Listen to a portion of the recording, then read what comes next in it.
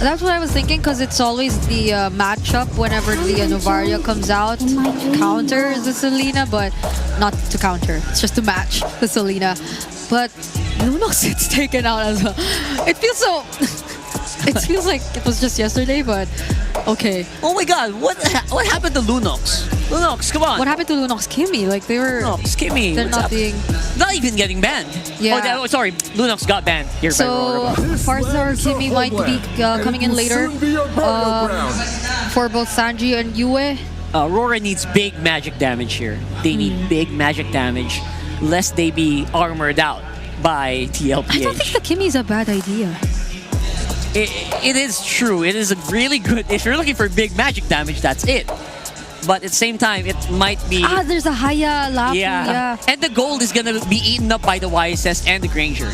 So you will lose out on some gold. But you can't go Sicilian here either. Yes, I do not want a Sicilian here. There's the Alice. I knew it was coming. But who's the mage? Selena. All right. Okay. So what's left for Sanji is like... the Farsa. Farsa. Yeah. We did say the Farsa Selena are like the options left for both Maybe a Lilia. Farsa it is. All right. There you go. All right. So despite what our fears earlier, Brigid, I think we kind of predicted that draft pretty well. Yeah. So good job up here. There you go. The options were out there. The options were out there. That's good. So we're not so far out of the meta yet. Not yet. Especially in this game. That's right. We're not seeing any Barretts or anything. And we're back to the Yisun Shins, Hayabusas. Nothing too crazy. Nothing too crazy. I like it. I think the way the momentum's going, though, this is a very comfortable lineup that Liquid has secured for themselves. Aurora can play this just as aggressively, but after some time. Yeah, let's see if Aurora can buy some time here in game number 3. Don't forget, it's already 2-0 for the Stampeding Cavalry. Throw it over to our casters to bring us the game. Right now, this is about the most looking Season 16 draft we've seen on both sides. We're back to those YSS Hayabusa matchup. We've got marquee picks on both sides, but is this going to be enough for Aurora to finally get a point in the series? It's a best of 7 right now, facing 0-2 against Team Liquid Philippines. Yeah, so when I first saw the 3 picks, blue side of Aurora, I liked it. You cannot go wrong with those first 3 picks, no matter what you slot in for blue 4 and blue 5. Then you see the Selena. I am partial to the thought that this is very coin flippy if you're playing around the Selena like this, especially when you see the Gatakacha and the Farsa on the other side, the fact that you're playing up against a Lapu Lapu. But then, it was paired up with an Alice. So, Aurora are now going to be playing a lot of dive, playing around that Granger and the YSS, but then you're up against a Hayabusa on the other side that now... very coin flippy to see which team's actually going to take this. What I'm looking for is Aurora's box control. Wolf has been speaking ad nauseum about boxes, and in game 1 and 2, that's been one of their major problems. Given we haven't really talked about it during the game, I'm pretty sure it was alluded to by our esteemed panel, Rockhart and Brigida, but that's what I'm looking for. They have a high loss that should help, and I think that's key to them recovering. Again, fixing that 2-0 problem. The only box I feel like really that we've talked about was when the Eve was picked up, and now a couple times, you know, it's either been picked up or it's been banned at this point. But, you know, when you look at Aurora and their chance to set up a box, it's kind of weird the way it's going to work, because anytime we see the Alice drafted in, we know that that's a big component to kind of zoning out the opposing team, and that's going to happen to TLPH. Oh, wow. Oheb and Dominkai, by the way, going through this. Sanford will have to burn the Flicker, so he doesn't have that. But Carl Teasy joins too. Turtle's up though, so they're going to go and start this up. JP holding down the front. He gets Teamkai really low here. Yisun Shin, Mountain Shocker. They're going to try to pull a Hail Mary here. Sanky with the feathered airstrike, zoning out Aurora. JP very low, survives via the Revitalize. Gets drawn first blood on by Edward. Oh, Edward, he goes down. Shadow Kill going to be used. Carl picks up 1. It's all Liquid, man. Wow, I feel bad for Demon Kai. That's like 3 games now where JP's just been man-marking him. JP fell, yes, and that was a great entry with the Gleam and the Throne of Ruin by Edward. But in the end, Liquid held on. JP got back in time to pop up the Revitalize and help Liquid stay strong up against the entry of the Alice. Like from Sanji, forcing a flicker from you. Ooh. The reason why he keeps picking this up. Yeah. I know. Hey, Domikite has to burn the flicker too. A whole lot of resources being used up on some of these small little fights happening across the map. 2 ults for a flicker. 2 minutes versus what, 30 to 40 seconds. Alongside JP, Sanji's been on point this whole series as well. Looking at the items, slight, no clear obvious lead, maybe between the two junglers.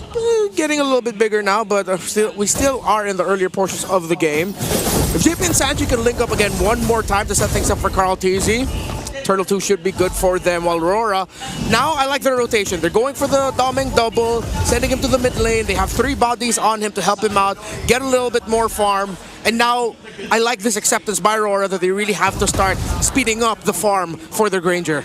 Yeah, I talk a lot too about Demonkite and how impressive he's been throughout Season 16 in general, but I feel like he's going to have to be the one to step up too. And then a lot of these objectives in the early game and then even later on in the Lords. Oh my god. He has to get the retributions off. He has to be able to get the secure in. But again, that's easier said than done, especially when you're zoned out by TLPH, who has solidified that strategy of fighting around that box, fighting around that zone. And who are they going to go for? Sanford, who's confident up to 1v2? Answers back after receiving a face full of Mount Chakra to the face. No ult for Demonkite, so Liquid have all the incentive in the world to just sandbag into this turtle. That's 2 for 2 now for the Cavalry. Yep, there's a jump. They go in and they're able to This lock is down. Force taking down Demonkite. He thought he was safe for the orange, but it was just but a bait. Glorious pathway by Light to get on out there, and Liquid have successfully 40? invaded. Lights down! 40 gets him! The Apex Predator strikes again with a flicker! Bravest fighter, Carl freaking Tazy! This is the stampede that we've seen time and time again from Team Liquid. Liquid, no. Liquid, feel it. You've seen the intensity that they've shown. Every winning moment that they have, because I think they just know that they are way over in Rora's heads. Rora, they don't look like Rora. They're not playing their game. Not even the same game they played 2 days ago. This is a different team. Liquid have put the fear of God into them. Yeah. What happened? Like, how did they, like, again, is it just the gauntlet, the endurance test that Team Liquid Philippines has played from the play-ins, from day 2, 3, 4, all the way to now? Yeah, they have the hotter hand. It seems like it's a learning experience again. One of the branding that we have for Team Liquid for this playoffs is the revenge tour, winning against teams that they couldn't get a win over in series throughout Season 16. And this would, Demonkite, not again. Sanji coming in, feathered airstrike. AOG, Demonkite will not survive as JP serves up a kill to Sanji. Carl TZ, want to take down Light, and he does! Roast Centaur, anybody? 2 free kills for Cavalry. This is the Golden Stampede. They know. They've outwardly said they don't want to think about winning M7. They don't want to think about that just yet because there seems to be a curse. But it looks like they are hell-bent and holding on to that. Everything perfect. JP helping serve up that kill to Sanji. The prediction of Sanji to put down the feathered airstrike to the path of where Demonkite was going out instead of trying to go for Demonkite correctly. And the timing of Carl TZ to conserve the shadow out at the very last second. There's just something about it. Third turtle's up. Sanford's going to jump in. He's zoning them out. Carl gets the turtle. 3 for 3. Feathered airstrike has already wreaked havoc. And the shadow kill go into the back. Light falls. No front line for Aurora. No one goes down except for Light. Could have been way worse for Aurora, but now that's 3 for 3 for the objectives for Carl TZ. The MVP of the season, the homecoming boy. Jump. Demonkite, taking a flicker out too. Domikite trying to get some space. Again, fighting between the turrets here. Yeah, and that's what I was saying. When you decide to pick up the Selena as the last pick, yes, again, one of the counters to fast, aggressive rotations to get a read in. But then it's so dependent on landing that Abyssal Arrow that becomes a big coin flip of whether or not you can actually win fights. But the coin hasn't been landing in favor of Aurora. The Abyssal Arrows have not been impactful enough. Carl? Oh my god. Forced out the flick. Magic damage. The dash. Physical damage. Yep. What do you do as Aurora, especially since your economy has already been under attack? one might argue that these traps and these arrows could be for zoning. But what is the follow-through? Like, by throwing out a trap, by leaving one in the random bush, does that open up farm for Demon Kite? Does that allow Demon Kite to do his thing? They force out a wings by wings from Sanji. A glorious pathway from Light, but they're really buying time, Carl. Shadow kill plus an AOG. In comes JP, forcing a revitalize from Light. Aurora's jungle is in shambles right now. Oh, they jump in under the turret too. Carl teases around the orange. He's gonna go. Demon Kite could be in trouble. Shadow kill! Already used. Down goes Demon Kite. Light gonna be up next. Oheb on a killing spree. Liquid. Match point is within fingers reach. It's all falling apart for Aurora, all the way from the beginning and all the way up to now. Liquid are relentless, and Aurora are helpless. They can't find anything. There's always something Liquid's throwing at them. Throw an arrow. That looks so desperate, bro. And JP just accepts it with a smile on his face.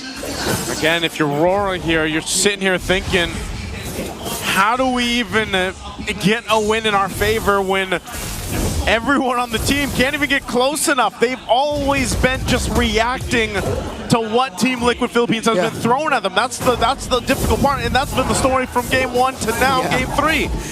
I have to take the moment to show my appreciation for Coach RC and Coach Tic Tac, what they have done to Liquid. I wonder if one day we could be privy to the preparation, that the strategies that they had heading into this, because this is just perfect. They are decimating Aurora. Sanford's going to jump in. He wants to go for Edward. He will get the flicker out. An AOG used. JP. This is all just to buy time. Carl was just working on the Lord. This is free for Liquid. Everything has been free this game for Liquid. Again, just able to capitalize on this, make it all work, get to the point, and now they're just in the base here. Better airstrike. Light right in the middle of all of it. Oheb pops him. Zambo still standing. Dash and dash plus the revitalize. Popping up that Harith. And now Edwards up next. Q1 is on a rampage. Oh, they don't have any minions here. They could be trapped in. They have to get out. Oheb's going to force a fight. Not Oheb. You can't tell him what to do. Dropping that Zaman. He gets shut down. Takes too many a turret hit. Messy and greedy there for Oheb, but Liquid, they are still in the lead. But they cannot afford a lot of that. They still have a Lord crashing in though. Edward's Throne of Ruin earlier, only for, wait, Abyssal Arrow lands? Feather there, strike the answer by Sanji, allowing the Lord to get a few more free hits in. Aurora gonna stop Liquid from coming in. Ooh, it's like you said, Renmar earlier, back in game 1 and even in game 2, if TLPH has the lead, they like to play a little risky towards the base to at least continue to put the limit on Aurora, and that's what they've been doing. So they get some of the Holy Shields down to work with. They still maintain a big, healthy lead, 7,000 up. Yep. And the items are all coming into place. Yeah, almost 2,000 gold lead there for Carl TC's Hayabusa. 1,000. That's the saving grace right now for Aurora. The fact that Demon Kite has been getting farmed. He hasn't died yet. Already up to a Malefic Roar. He has his core 3 items. But the problem is every other member of Aurora is who's struggling. You barely has items in.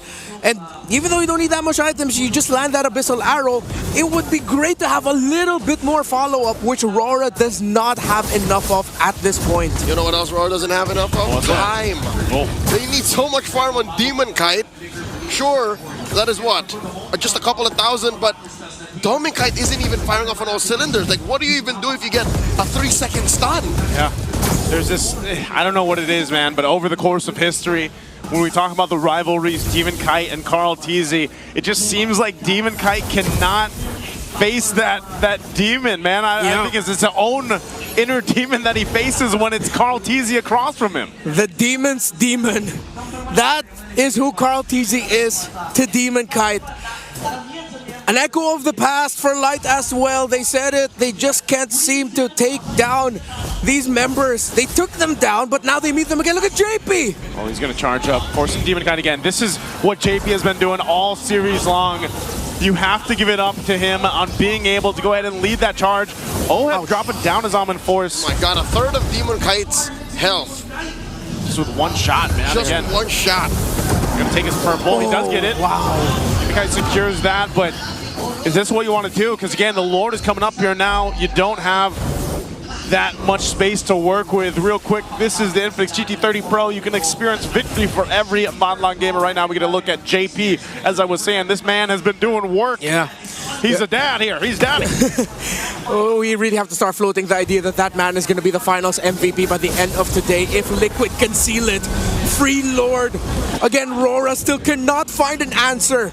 They cannot crack the Team Liquid code. At this point, like, I'm don't know, scrambling in my head. At this point, it's miracles. Again, it's an Abyssal Arrow layering, somehow OHEB getting punished. But then if OHEB goes down, you still have to think about the Hayabusa's entry with the Shadow Kill. You still have to think about the damage you're going to be receiving from Feathered Airstrikes. And at this point, the fact that there's already an Oracle, even just the belt, even though that's not a full build item just yet, on the Queen's Wings for Sanford, that's okay. Because he can still fight longer engagements. Oh my God. It goes back to what you said, Leo. Rora do not have the time. Wings by Sanji. He knows that this is a big ticket rotation. Popping that Feathered Airstrike. The stun on the Carl TZ. In they go, forcing a Shadow out. Carl has one more Shadow. He's very low. Edward taking a few hits. Glorious Pathway and a stun on the JP. Successful defense in the top lane. Bottom lane up next. so far a lot kind of thrown out there. They still got to deal with this Lord as it charges into the bottom base turret. There's an AOG. Traceless out by Demon. Shadow kill by Carl taking out Edward. Feathered Airstrike. Oh, Light's in trouble as he falls too. TL goes in. Salmon Force underneath this base. Liquid